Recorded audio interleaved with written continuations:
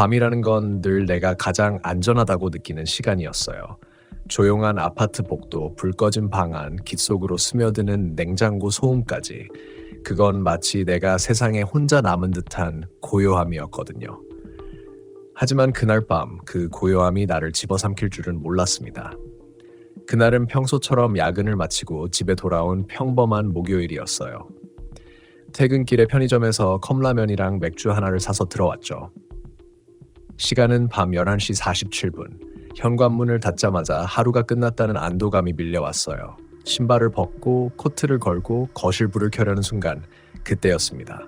톡, 톡톡 아주 약한 노크 소리가 들렸어요. 처음엔 옆집인 줄 알았어요. 이 아파트는 방음이 좀 안 돼서 옆집이나 복도에서 나는 소리가 내 문 앞처럼 들릴 때가 있거든요. 하지만 이번엔 이상하게도 그 소리가 너무 가깝게 느껴졌어요. 누구세요? 습관적으로 문 너머로 물었죠. 대답은 없었어요.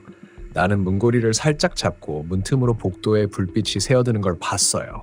고요했죠. 사람 그림자도 인기척도 없었어요. 그냥 착각이겠거니 하고 라면을 끓였어요. 면이 익을 즈음 다시 그 소리가 들렸습니다. 톡톡톡. 이번엔 더 명확했어요. 그리고 분명히 내 현관문에서 나는 소리였죠. 나는 젓가락을 내려놓고 문 쪽으로 다가갔어요. 심장이 조금 빨리 뛰기 시작했어요. 누구세요? 또다시 물었지만 대답은 없었어요. 그리고 그때 문 밑으로 무언가의 그림자가 비쳤어요. 누군가 문 앞에 서 있었던 거예요. 신발 코끝이 보였어요. 검은 운동화 같았어요. 그리고 그 그림자는 움직이지 않았어요. 나는 순간 말문이 막혔어요. 택배요? 하고 겨우 목소리를 냈죠. 하지만 대답 대신 문 아래로 하얀 봉투 하나가 미끄러져 들어왔어요.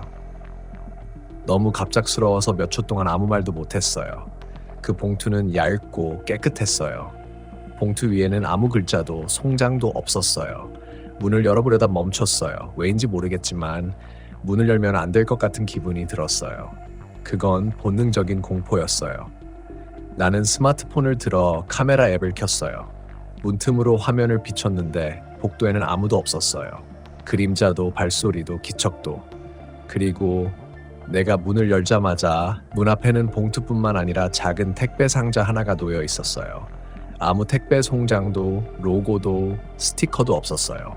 그냥 평범한 갈색 박스였죠. 하지만 묘하게 오래된 먼지 냄새가 났어요. 그리고 그 위에 봉투가 올려져 있었습니다. 나는 손끝으로 그 봉투를 들어 올렸어요. 봉투 속에는 낡은 사진 한 장이 들어 있었어요. 어느 낡은 아파트 복도 사진. 그 복도 끝에 내 현관문이 찍혀 있었어요. 사진 속엔 누가 찍은 건지 모를 흐릿한 그림자 하나가 문 앞에 서 있었고요. 심장이 철렁 내려앉았어요. 나는 급히 문을 닫고 이중 잠금 장치를 걸었어요. 손이 덜덜 떨렸어요. 이건 장난일까? 아니면 내 집을 누가 지켜보고 있는 걸까? 나는 경찰에 신고할까 고민했지만 사진 한 장 때문에 신고한다고 믿어줄까 하는 생각이 들었어요. 게다가 CCTV가 있는 복도니까 내일 확인해보면 된다고 합리화했죠. 라면은 이미 다 불었고 맥주는 손에 잡히지도 않았어요. 온몸에 식은땀이 나서 욕실로 들어가 얼굴을 씻었죠. 거울 속 내 얼굴이 낯설었어요. 눈밑이 경하게 꺼져 있고 표정이 딱딱하게 굳어 있었어요. 그런데 거울 뒤 욕실 문이 살짝 열려 있었습니다. 나는 분명 닫았는데. 그리고 그때 들렸어요. 톡, 톡, 톡. 이번엔 현관이 아니라 화장실 문 반대편에서 톡, 톡, 톡. 나는 그대로 얼어붙었어요. 화장실 안 공기가 순간적으로 바뀌는 게 느껴졌어요. 습기와 비누 냄새 사이로 섞여 들어오는 금속 냄새, 피처럼 오래된 철의 냄새였어요. 나는 천천히 고개를 돌렸어요. 화장실 문은 반쯤 열려 있었고 그 문틈 사이로 거실 불빛이 조금 들어오고 있었어요. 그 불빛이 흔들리고 있었습니다. 마치 누군가 거실을 천천히 걷고 있는 것처럼. 누구세요? 목소리가 내 의지와 상관없이 떨렸어요. 대답은 없었어요. 톡, 톡, 톡. 이번엔 더 가까이서, 바로 문 옆에서. 나는 손잡이를 움켜쥐었어요. 심장이 귀 바로 옆에서 뛰는 것 같았어요. 화장실 문을 천천히 밀었어요. 바닥이 삐걱 하고 울었죠. 거실은 불이 켜져 있었어요. 그런데 그 불빛 아래 현관문 앞에 놓여있던 상자가 열려 있었어요. 나는 분명 손도 대지 않았는데 상자 안에는 검은색 비닐봉지 하나가 있었어요. 봉지는 바닥까지 쳐져 있었고 그 안에서 무언가 덜그럭거리는 소리가 났어요. 나는 몇 걸음 뒤로 물러났어요. 장난이지, 장난이잖아. 스스로 되뇌며 휴대폰을 들었어요. 경찰 번호를 누르려는데 띵동. 초인종이 울렸습니다. 손이 덜덜 떨렸어요. 누군가 문 앞에 또 있었어요. 이번엔 분명히 사람이었어요. 초인종 버튼을 누르고 아무 말도 하지 않는 누군가. 나는 도어락 화면을 켰어요. 카메라 화면에는 아무도 없었습니다.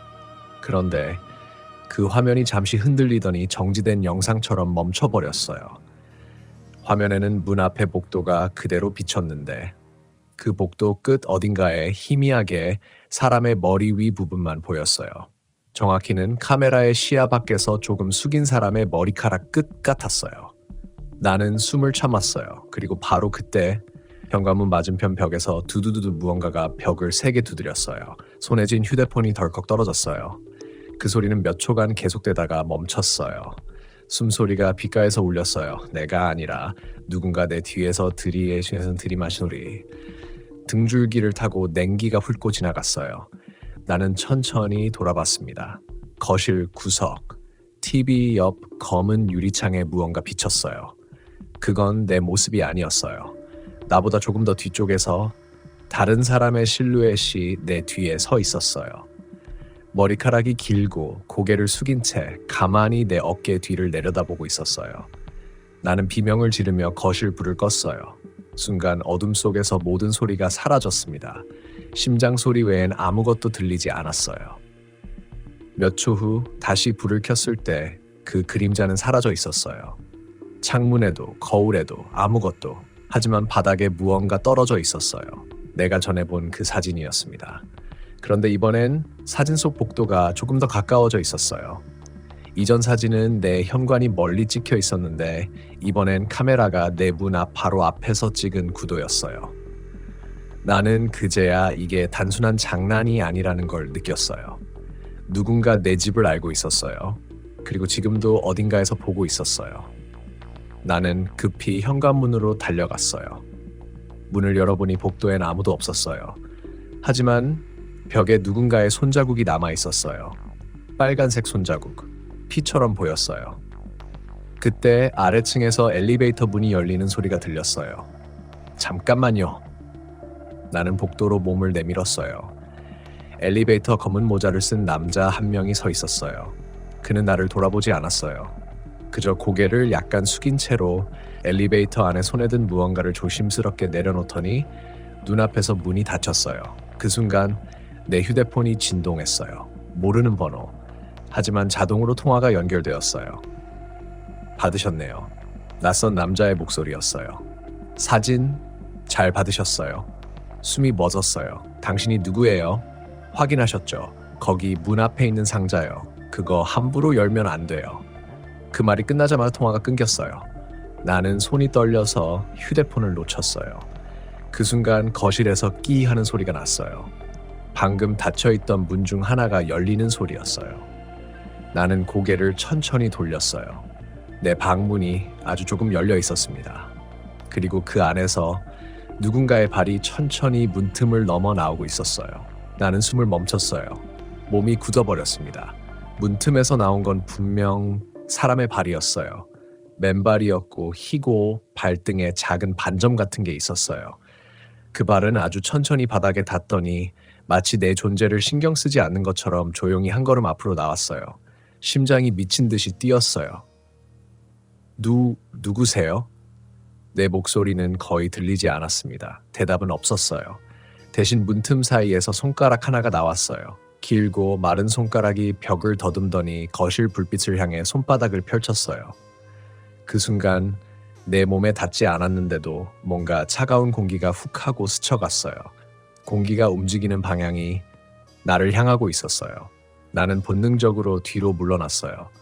발이 식탁 다리에 부딪혀 소리가 났죠. 그 소리에 반응하듯 그 문틈의 발이 스르르 하고 다시 안쪽으로 들어갔어요. 문은 천천히 닫혔습니다. 아무 소리도 없었어요. 몇 초 뒤 그 방 안에서 들려온 소리. 톡, 톡톡. 이번엔 노크 소리가 내 방 안에서 났어요. 문 안쪽에서 문을 두드리는 소리. 밖이 아니라 안쪽에서. 나는 미칠 것 같았어요. 이게 현실일까? 꿈일까? 머릿속이 하얘졌어요. 눈앞이 흔들리고 귀에 이명 같은 소리가 들렸어요. 이럴 땐 경찰을 불러야 해. 생각은 그랬지만 손이 말을 안 들었어요. 그래도 겨우 휴대폰을 들어 긴급 전화를 눌렀어요. 하지만 통화가 연결되지 않았습니다. 신호음조차 들리지 않았어요. 대신 귀 바로 옆에서 낮은 숨소리가 들렸어요. 마치 누군가 내 옆에서 속삭이는 것처럼. 그 상자 열지 말랬잖아요. 나는 소스라치게 몸을 돌렸어요. 주변엔 아무도 없었어요. 거실 불빛 아래에는 내가 혼자였어요. 그런데 바닥에 있던 상자가 흔들리고 있었습니다. 안에서 무언가가 움직였어요. 탁탁 탁. 마치 작은 손이 안에서 두드리는 것처럼. 나는 참지 못하고 상자에 다가갔어요. 손이 떨렸지만 멈출 수 없었어요. 그냥 이걸 확인하지 않으면 이 밤이 끝나지 않을 것 같았어요. 나는 테이프를 잡아당겼어요. 테이프가 찢어지는 소리, 그게 이상하게도 귀를 찢는 비명처럼 들렸어요. 상자가 열리자 안에서 작은 소녀의 머리카락 다발이 나왔어요. 묵인 채 손수건에 감싸져 있었어요. 그리고 그 밑에는 낡은 인형 하나. 한쪽 눈이 빠지고 입이 찢겨 있었어요. 그 순간 내 방 안에서 갑자기 쿵 하는 소리가 났어요. 나는 상자를 떨어뜨리고 문 쪽으로 달려갔어요. 문을 열자 방 안은 텅 비어 있었어요. 하지만 창문이 열려 있었어요. 그 틈으로 찬 바람이 불어왔고 그 바람에 벽에 걸린 액자가 떨어졌어요. 액자 속 사진이 깨졌어요. 그 사진은 내가 초등학교 때 가족과 찍은 사진이었어요. 엄마, 아빠, 그리고 나. 그런데 깨진 유리 아래에 숨어있던 건 내가 모르는 여자아이의 얼굴이었어요. 그 아이가 내 옆에 서 있었어요. 사진 속에서 마치 원래부터 그 자리에 있었던 것처럼. 나는 사진을 덮으며 뒤로 물러났어요. 그 순간 휴대폰이 진동했어요. 같은 번호. 나는 손이 떨렸지만 이번엔 받았어요. 그 아이 기억 안 나시죠? 그 목소리가 속삭였어요. 당신 집 원래 그 아이 집이었어요. 무슨 소리예요? 여긴 제가 전세로 들어온 지 벌써 3년이나 됐어요. 3년 전, 그때도 상자 받으셨잖아요. 숨이 멎었어요. 그 말이 끝나자마자 머리가 쿵 하고 울렸어요. 어딘가 기억의 밑바닥에서 뭔가 떠오르는 느낌이었어요. 3년 전 이사 오던 날, 짐을 옮기고 첫날 밤, 현관 앞에 놓여있던 작은 상자 하나, 그 안에는 낡은 편지 하나와 인형이 들어있었어요. 이건 우리 집의 아이예요. 돌봐주세요. 그 문장 하나만 기억에 남았죠. 나는 그걸 그냥 이상한 전 주인의 흔적이라 생각하고 버렸어요. 그때 이후로 가끔 밤마다 현관에서 톡톡 소리가 나곤 했어요. 나는 그걸 다 무시했어요. 그 아이 버렸잖아요. 전화 속 목소리가 낮게 울렸어요. 그래서 다시 왔어요. 이번엔 당신을 데리러요. 통화가 끊겼어요. 같은 순간 내 방문이 스스로 닫혔어요. 쿵, 그리고 그 안에서 아이가 웃는 소리가 들렸어요. 아저씨, 이제 기억났어요? 나는 숨을 몰아쉬며 문을 붙잡았어요. 문 안쪽에서 누군가가 잡아당기고 있었어요. 손잡이가 덜컥거렸어요. 그만해, 나가! 나는 소리쳤어요. 하지만 그 손은 더 세게 당겼어요. 끼익! 문이 조금씩 열리더니 안쪽 어둠 속에서 작은 그림자 하나가 모습을 드러냈어요. 아이였어요. 창백한 얼굴, 검은 머리카락, 그리고 눈이 하나밖에 없었어요. 그 아이가 천천히 고개를 들었어요. 눈 하나로 나를 똑바로 바라보며 입꼬리를 올렸어요. 다시 버리면 안 돼요. 그 순간 거실 불이 깜빡거리더니 완전히 꺼졌어요. 온 세상이 암흑에 잠겼습니다. 그리고 그 어둠 속에서 아이의 목소리가 들렸어요. 이번엔 내 차례야. 어둠 속에서 아이의 목소리가 귓가에 스며들었어요. 이번엔 내 차례야. 그 한마디가 끝나자마자 내 몸이 움직이지 않았어요. 숨은 쉬어지는데 팔과 다리가 얼어붙은 듯 했어요. 방 안 어딘가에서 뭔가 긁히는 소리가 들렸어요. 사각, 사각, 사각. 벽을 손톱으로 긁는 소리 같았어요. 그 소리가 점점 가까워졌어요. 그리고 그때 내 뒤쪽 벽에서 누군가가 속삭였어요. 이 집 기억 안 나요? 심장이 멎을 듯 했습니다. 나는 벽 쪽으로 천천히 고개를 돌렸어요. 그곳엔 아무것도 없었어요. 하지만 내 귓가에 차가운 숨결이 닿았어요. 여기서 내가 갇혔어요. 그 말이 끝나자 천장에서 먼지가 떨어졌어요. 나는 불안한 마음에 거실 불을 다시 켰어요. 빛이 들어오자마자 방 안의 벽 한쪽에 이상한 게 보였어요. 페인트 아래 희미하게 손바닥 자국들이 겹겹이 찍혀 있었어요. 아주 오래전부터 거기 있었던 것처럼. 나는 그 벽에 다가갔어요. 손끝으로 벽을 눌러보니 어딘가가 비어있는 느낌이었어요. 속이 텅 비어 있었어요. 벽을 두드리자 텅텅 하는 공허한 소리가 났어요. 순간 머릿속에 스친 기억 하나. 3년 전 인테리어 공사 기사와의 대화였어요. 이 벽은 원래 구조가 좀 이상하네요. 안쪽에 공간이 있는 것 같은데요. 그때 나는 대수롭지 않게 넘겼어요. 그 공간이 지금 이 손바닥 자국 밑에 있는 걸까? 나는 공구함에서 망치를 꺼냈어요. 망치를 벽에 대고 떨리는 손으로 한번 내리쳤어요. 쾅! 페인트가 갈라졌어요. 두 번째, 세 번째, 조각들이 떨어져 나가며 벽 속에서 썩은 냄새가 올라왔어요. 그 냄새는 오래된 곰팡이 냄새와 피 냄새가 섞인 듯했어요. 나는 숨을 막으며 그 구멍을 들여다봤어요. 그 안엔 작은 신발 한 짝이 있었어요. 그리고 신발 옆에는 머리카락이 엉켜있는 인형 하나. 그 옆 벽에는 아이의 손이 그린 듯한 낙서가 있었어요. 여기 있어요. 아저씨랑 같이 있고 싶어요. 나는 뒤로 물러났어요. 머리가 어지러웠어요. 이게 뭐야? 왜 우리 집 벽 안에 이런 게? 그때 내 휴대폰이 다시 진동했어요. 같은 번호. 이번엔 화면이 깜빡거리더니 스스로 스피커가 켜졌어요. 기억나요? 그 목소리 여전히 낮고 차분했어요. 당신이 그 아이를 찾으러 왔을 때 이미 늦었죠. 뭐라는 거야? 난 그 아이를 몰라. 몰라요? 그럼 왜 그날 이사 오기 전에 지하실에서 문을 잠갔어요? 순간 내 머릿속이 새하얘졌어요. 지하실? 나는 이사 첫날 집에 들어오기 전에 관리소에서 지하실 문이 잠겨 있다는 얘기를 들었어요. 그때 내가 직접 잠그지 않았다고 생각했는데 그날 밤 꿈에서 나는 분명히 그 문 앞에 서 있었어요. 꿈속에서 나는 어두운 지하실 문을 잠그고 있었어요. 그 안에서 누군가가 문을 두드리고 있었죠. 아저씨, 나 나가고 싶어요. 그 기억이 머리를 세게 쳤어요. 그건 꿈이 아니었어요. 진짜였어요. 나는 몸이 휘청거렸어요. 눈앞이 어두워졌어요. 바닥에 손을 짚었을 때 손끝에 뭔가 묻었어요. 빨간색. 벽에서 새어나온 피 같은 액체가 내 손등을 타고 흘렀어요. 그때 TV가 갑자기 켜졌어요.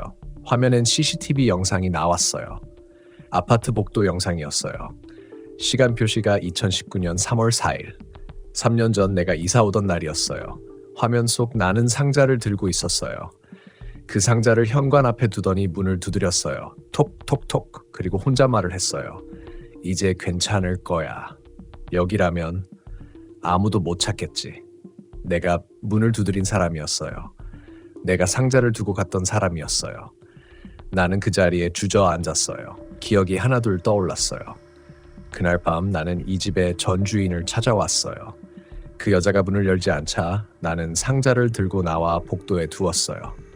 그 상자 안에는 내가 보호해야 한다고 믿었던 아이가 있었어요. 피범벅이 된 그 아이가.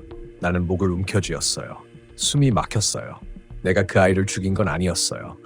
그 아이는 이미 숨을 쉬지 않았어요. 나는 그저 누군가에게서 도망치듯 그 시신을 숨긴 거였어요. 그런데 왜 지금 다시 그때 거실 구석에서 발자국 소리가 들렸어요. 툭툭. 무겁지 않은 아이의 거리. 나는 고개를 들었어요. 거기 불빛 사이로 아이가 서 있었어요. 그 얼굴은 기억 속의 그 아이였어요. 왼쪽 눈이 없는 내가 벽 안에서 숨긴 그 아이. 이제 기억났죠. 아이의 목소리가 낮게 떨렸어요. 왜 나 버렸어요? 나는 울음이 터질 것 같았어요. 그땐 어쩔 수가 없었어. 난 널 지키려고. 거짓말. 아이가 내 쪽으로 걸어왔어요. 발자국마다 바닥이 꺼져들듯 울렸어요. 날 지키려면 왜 나를 가둬요? 그게 아니라 그날 문 두드렸잖아요. 내가 아저씨, 나 추워요 했을 때 왜 아무 말도 안 했어요? 나는 바닥에 주저앉았어요. 눈물이 흘러내렸어요. 미안해.